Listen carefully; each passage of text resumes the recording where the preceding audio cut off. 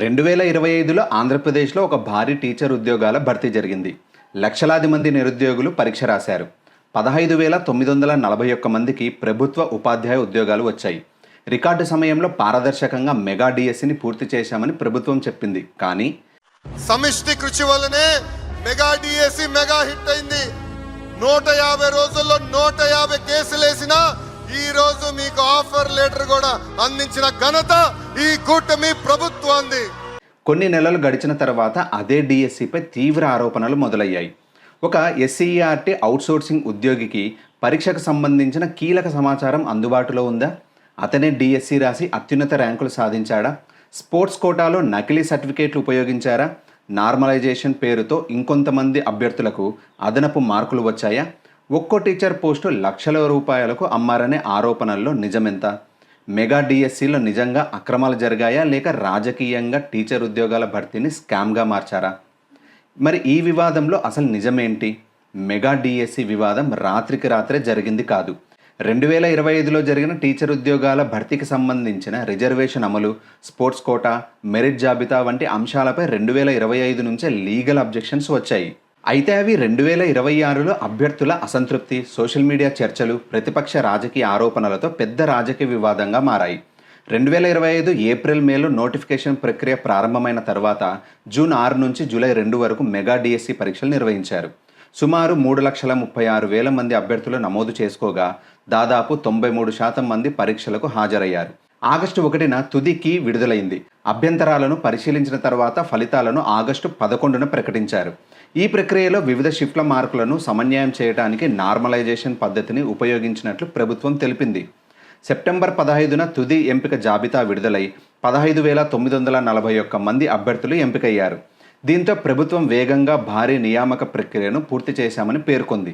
అయితే నియామకాల అనంతరం ముఖ్యంగా స్పోర్ట్స్ కోటా, హారిజంటల్ రిజర్వేషన్, దివ్యాంగుల కోటా, మెరిట్ సెలక్షన్ మధ్య తేడాలు, సర్టిఫికెట్ల పరిశీలన వంటి అంశాలపై కొంతమంది అభ్యర్థులు అభ్యంతరాలు వ్యక్తం చేశారు. 2026లో ఈ అభ్యంతరాలు మరింత విస్తరించడంతో వైఎస్ఆర్సీపీ వాటిని మెగా డిఎస్సి అక్రమాలు, మెరిట్ మ్యానిపులేషన్, పేపర్ లీక్ వంటి తీవ్రమైన ఆరోపణలుగా మలిచి సిబిఐ విచారణను డిమాండ్ చేసింది. లోకేష్కి సూటిగా ప్రశ్నిస్తున్నా, డిఎస్సిలో పేపర్ లీకేజ్ కాకపోతే సిబిఐ విచారణకి సిద్ధం కండి. మరోవైపు ప్రభుత్వం ఈ ఆరోపణలను ఖండిస్తూ రిజర్వేషన్ నిబంధనలు మరియు సుప్రీంకోర్టు తీర్పులకు అనుగుణంగానే ఎంపికలు జరిగాయని స్పష్టం చేసింది. మెగా డిఎస్సి ప్రక్రియ సాధారణ పాలనా వ్యవహారం స్థాయి నుంచి ఒక మెగా స్కామ్ ఆరోపణల స్థాయికి చేరడానికి ప్రధానంగా కొన్ని అంశాలు కారణమయ్యాయి. ఈ అంశాలను ప్రతిపక్షాలు పదే పదే ప్రజల్లోకి తీసుకెళ్లడం ద్వారా ఇది పెద్ద సమస్యగా మారింది. రాష్ట్ర విద్యా పరిశోధన మరియు శిక్షణ మండలి, అదే ఎస్సీఈఆర్టీలో పనిచేస్తున్న ఒక అవుట్సోర్సింగ్ కంప్యూటర్ ఆపరేటర్కు సంబంధించినది. మామూలుగా డిఎస్సి పరీక్షల ప్రశ్నాపత్రాల తయారీ, ఆన్లైన్ డేటా అప్లోడ్ వంటి అత్యంత గోప్యమైన వ్యవహారాలను డిఎస్సి కన్వీనర్ పర్యవేక్షిస్తారు. అయితే ఈసారి బాధ్యతలను ఎస్సీఈఆర్టీ డైరెక్టర్కు అప్పగించడం ద్వారా సంస్థాగత రక్షణలను ప్రభుత్వం ఉద్దేశపూర్వకంగానే నిర్వీర్యం చేసిందని వైఎస్ఆర్సీపీ అధినేత వైఎస్ జగన్మోహన్ రెడ్డి గారు ఆరోపించారు. అంటే డిఎస్సి కన్వీనర్ ఏం చేస్తారు? పరీక్షలు నిర్వహిస్తారు. రిక్రూట్మెంట్ మొత్తం కూడా ఆయన నాయకత్వంలో, ఆయన యొక్క పరిశీలనలో మొత్తం జరుగుతాయి. ఈ డిఎస్సి పరీక్షకి పేపర్ ఎవరు తయారు చేస్తారంటే ఎస్సీఆర్టీ వాళ్ళు చేస్తారు. ఇక్కడ గమ్మత్తు ఏంటంటే ఎస్సీఆర్టీ కన్వీనర్ ఒకడే, ఆయన్నే డిఎస్సి కన్వీనర్గా చేస్తారు. అంటే రెండిటికి ప్రశ్నపత్రాల డేటాబేస్కు యాక్సెస్ ఉన్న ఒక అవుట్సోర్సింగ్ ఉద్యోగి అదే డిఎస్సి పరీక్ష రాసి సోషల్ స్టడీస్ విభాగంలో స్టేట్ ఫస్ట్ ర్యాంకు, టీజీటీ విభాగంలో 6వ ర్యాంకు సాధించడం పెద్ద సెన్సేషన్ అయ్యింది. అవుట్సోర్సింగ్ ఉద్యోగస్తులతో వీళ్ళు నిర్వహణ చేయటం. ఇంకా గమ్మత్తు ఏంటంటే ఎవరైతే అవుట్సోర్సింగ్ ఉద్యోగి ఈ పరీక్ష ఎస్సీఆర్టీలో పనిచేస్తున్నాడో నవీన్ అనే ఆయన కృష్ణా జిల్లాలో టాపర్గా వస్తాడు. జిల్లా టాపర్గా వచ్చినట్టుగా మెరిట్ లిస్టు ఆన్లైన్లో పెడతారు. ర్యాంకు సాధించిన ఆ అభ్యర్థిని సర్టిఫికేట్ వెరిఫికేషన్కు పిలవకపోవటం, తర్వాత మెరిట్ జాబితా నుంచి అతని పేరును రహస్యంగా తొలగించడం, ప్రశ్నాపత్రం ముందే లీక్ అయిందన్న ఆరోపణలకు ప్రధాన సాక్ష్యంగా ప్రతిపక్షాలు ఎత్తి చూపిస్తున్నాయి. మెరిట్ జాబితాలు, cut off marks, district wise selection వివరాలను గతంలో ఉన్న విధానంతో పోలిస్తే తగినంత పారదర్శకంగా ప్రజల ముందు ఉంచలేదని వైఎస్ఆర్సీపీ ఆరోపించింది. ఎంపికైన అభ్యర్థులకు నేరుగా ఫోన్లకు ఎస్ఎంఎస్ మరియు ఈమెయిల్ ద్వారా సమాచారం పంపింది. మెరిట్ జాబితాలను బహిరంగపరచకపోవటం వల్ల రిజర్వేషన్లు మరియు రోస్టర్ విధానం సరిగ్గా అమలయ్యాయో లేదో తెలుసుకునే అవకాశం అభ్యర్థులకు లేకుండా పోయిందని, ఇది బ్యాక్డోర్ నియామకాలకు, అవినీతికి తెరతీసిందని విమర్శలు వాదించారు. అయితే ప్రభుత్వం ఈ ఆరోపణను ఖండిస్తూ state, zone, district level merit లిస్టులను అధికారిక వెబ్సైట్లలో ప్రచురించామని చెప్పింది. ఆన్లైన్ పరీక్షల మూల్యాంకనంలో అనుసరించిన నార్మలైజేషన్ ప్రక్రియ మరో వివాదంగా నిలిచింది. నార్మలైజేషన్ అంటే అధికారులకు నచ్చిన అభ్యర్థికి అదనపు మార్కులు ఇవ్వటం కాదు. ఒకే పరీక్షను వేర్వేరు షిఫ్ట్లలో నిర్వహించినప్పుడు ప్రశ్నపత్రాల డిఫికల్టీలో తేడా వస్తే ఆ తేడాను గణాంక పద్ధతిలో సరిచేసే ప్రక్రియ. అయితే మెగా డిఎస్సి వివాదంలో ప్రశ్న నార్మలైజేషన్ అవసరమా కాదా అనేది కాదు, దాన్ని ఏ పద్ధతిలో అమలు చేశారు, ఆ పద్ధతి అందరికీ సమానంగా వర్తించిందా, కొంతమంది అభ్యర్థులకు అసాధారణ ప్రయోజనం కలిగిందా అనేదే అసలు వివాదం. అయితే ఈ ప్రక్రియ ముసుగులో కొంతమంది అభ్యర్థులకు 6 మార్కుల వరకు ప్రయోజనం కలిగింది అని YSRCP ఆరోపిస్తుంది.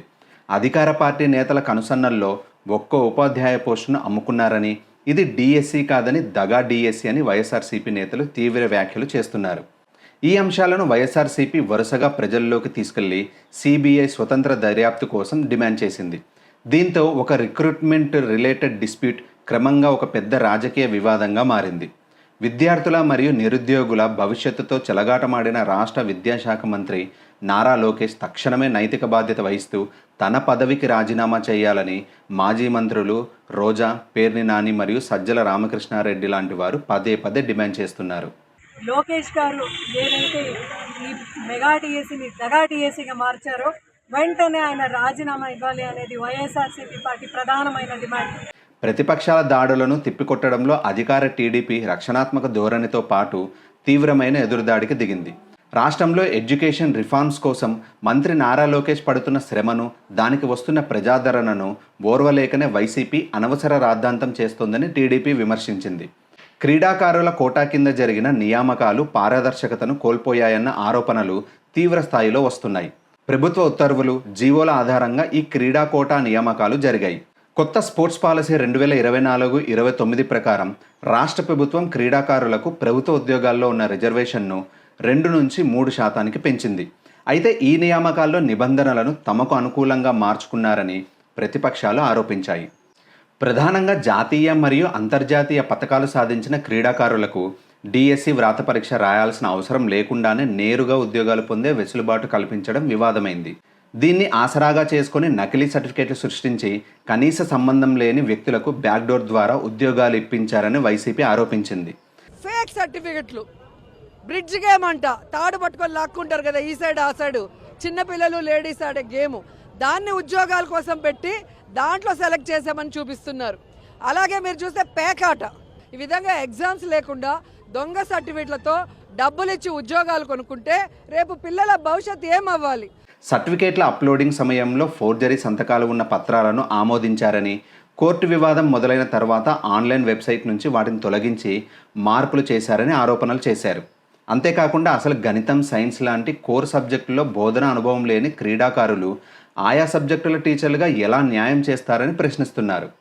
Mega DSC notification, key అభ్యంతరాలు మరియు నియామక ప్రక్రియలో లోపాలను సవాల్ చేస్తూ హైకోర్టులో ఏకంగా 335 పిటిషన్లు దాఖలయ్యాయి.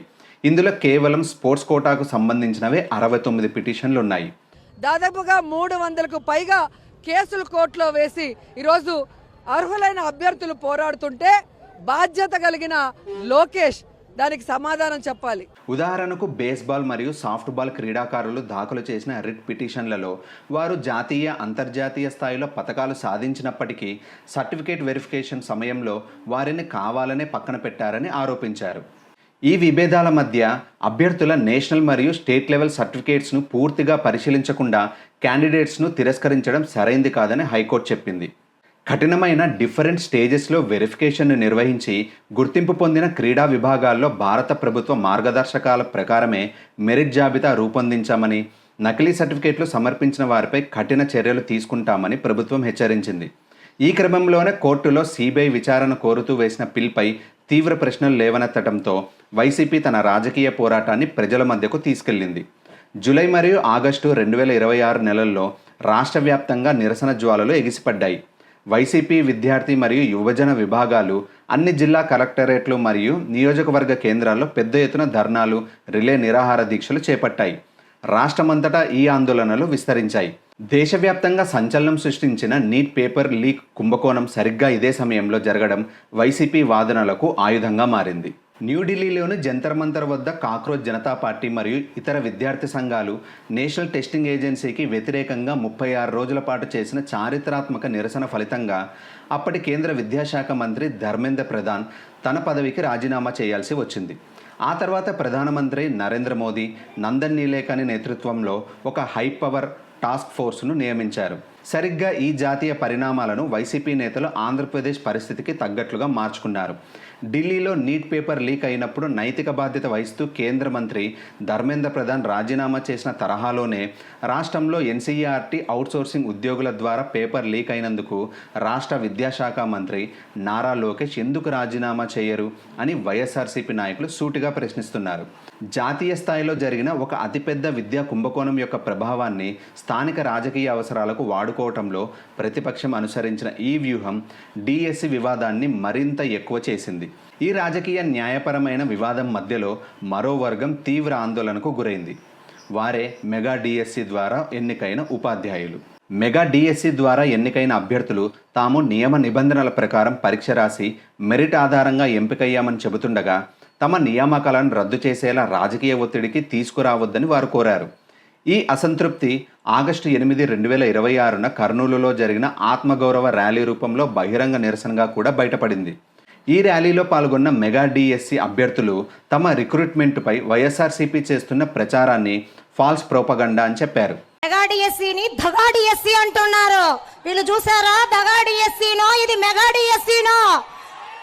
5 సంవత్సరాల పాలనా కాలంలో ఎన్ని డిఎస్సీలు నిర్వహించారండి మీరు? ఒకవైపు ప్రభుత్వం భారీ స్థాయిలో చేపట్టిన డిఎస్సి రిక్రూట్మెంట్ను వేగంగా పూర్తి చేసి 15,000 మందికి పైగా అభ్యర్థులను ఎంపిక చేయటం ద్వారా కూటమి ప్రభుత్వం ఇచ్చిన హామీని నిలబెట్టుకుందని చెప్తుంటే, మరోవైపు ఎస్సీఆర్టీలోని అవుట్సోర్సింగ్ ఎంప్లాయీకి సంబంధించిన ఆరోపణలు, sports quota certificate verification, normalisation, selection transparency వంటి అంశాలను ఆధారంగా చేసుకుని వైఎస్ఆర్సీపీ డిఎస్సి రిక్రూట్మెంట్పై తీవ్ర అనుమానాలను వ్యక్తం చేసింది మరియు సిబిఐ విచారణను డిమాండ్ చేసింది. చివరికి మెగా డిఎస్సి వివాదానికి అసలు పరిష్కారం రాజకీయ ఆరోపణల్లోనూ రాజకీయ ఎదురుదాడుల్లోనూ లేదు. ఏ అభ్యర్థికి అన్యాయం జరిగిందో, ఏ సెలక్షన్పై అభ్యంతరం నిజమో, ఎక్కడ ప్రొసీడ్యూరల్ ఎర్రర్ జరిగిందో ఇవన్నీ పేపర్స్, డేటా, స్వతంత్ర విచారణ మరియు న్యాయపరమైన పరిశీలన ద్వారా తేలాలి. అప్పుడే వేలాది నిరుద్యోగ యువతకు ప్రభుత్వ నియామక వ్యవస్థపై తిరిగి విశ్వాసం ఏర్పడుతుంది. డిఎస్సి వివాదంలో అసలు గెలవాల్సింది ప్రభుత్వం కాదు, ప్రతిపక్షం అంతకంటే కాదు. పారదర్శకమైన నియామక వ్యవస్థపై అభ్యర్థుల నమ్మకం. ఈ వీడియో నచ్చితే సబ్స్క్రైబ్ చేయండి, లైక్ చేయండి మరియు షేర్ చేయండి. జై హింద్.